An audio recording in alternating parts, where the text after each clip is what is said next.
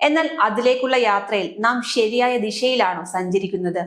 ഒരു വശത്ത് സൗജന്യ റേഷൻ, സൗജന്യ യാത്ര, വിവിധ സബ്സിഡികൾ, ക്ഷേമ പദ്ധതികൾ എന്നിവ വ്യാപിക്കുമ്പോൾ മറുവശത്ത് ഗവേഷണം, വികസനം, സാങ്കേതിക നവീകരണം തുടങ്ങിയ ഭാവി നിക്ഷേപങ്ങൾക്ക് വളരെ കുറഞ്ഞ തുകയാണ് മാറ്റിവെക്കുന്നത്. ഇതൊരു രാഷ്ട്രീയ ചർച്ച മാത്രമല്ല, രാജ്യത്തിന്റെ ഭാവിയെ ബാധിക്കുന്ന ഒരു സാമ്പത്തിക ചോദ്യമാണ്. ഇന്ന് ഇന്ത്യയിലെ കേന്ദ്ര സംസ്ഥാന സർക്കാരുകൾ വിവിധ ക്ഷേമ പദ്ധതികൾക്കും സബ്സിഡികൾക്കും വലിയ തോതിൽ പണം ചെലവഴിക്കുന്നുണ്ട്. സ്ത്രീകൾക്കുള്ള സൗജന്യ ബസ് യാത്ര, സൗജന്യ വൈദ്യുതി, സൗജന്യ റേഷൻ, വിവിധ ധനസഹായ പദ്ധതികൾ തുടങ്ങി നിരവധി പദ്ധതികൾ രാജ്യത്തിനുടനീളം നടപ്പിലാക്കപ്പെടുന്നു.